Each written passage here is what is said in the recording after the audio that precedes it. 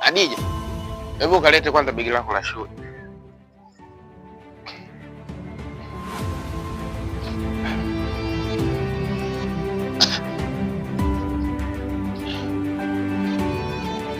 Wale walimu wako wanatamaa, wao wanapenda hela za uji.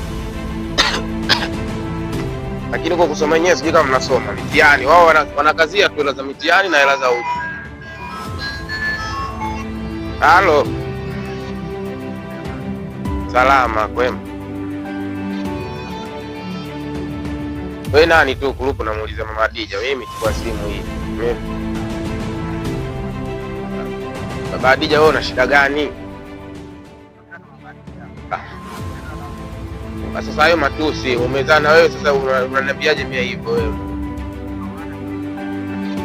Sasa wewe unanitukana mimi, unanitukana kisaikolojia. Hebu shika huyu bwana. Sasa mambo mengine tu.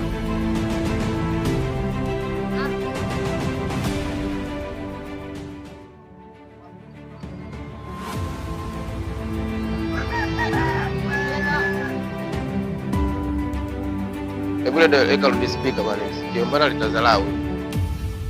Mwanangu mimi haendi popote.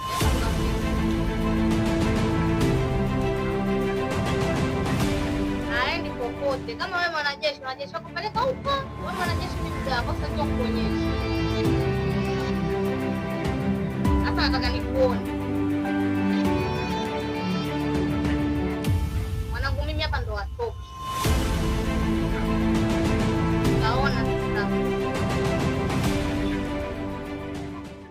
Sawa. Sawa, kwa sababu muelewa. Kumbe ndo anafanya kazi ya mwanajeshi. Shamba la hujaniambia mapema. Sasa anakuja hapa sasa. Mimi si muogopi, mimi ni muogope yule. Unafikiri ananitisha kwa ajili ya kazi yake mwanajeshi yule? Wanajeshi si huko tu. Sasa wewe Adija, hebu weka hili begi ndani. Fanya haraka nini? Tena huyo mtoto anaenda huko kwa baba yake aende. Sasa baba yake sinamtaka. Haendi. Kama haendi wewe, kama wewe fulani aende tu. Sawa, nenda kacheze kule kwa bibi. Sasa na kwa hiyo unakuwa ni fujo.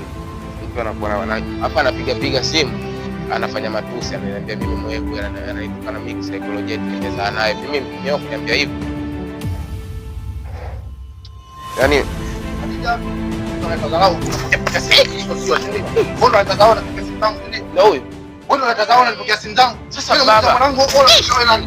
Sasa nakuuliza. Subiri basi. Mimi napiga simu namuuliza mwanangu, unapiga simu unanijua mimi. Unajua kwa kwangu. Chukua nipeleke kambini. Na wewe na Adija yuko wapi? Adija mundani. Adija yuko wapi? Usiniambie. Adija hayuko kwenye kazi yake. Wewe, nyie.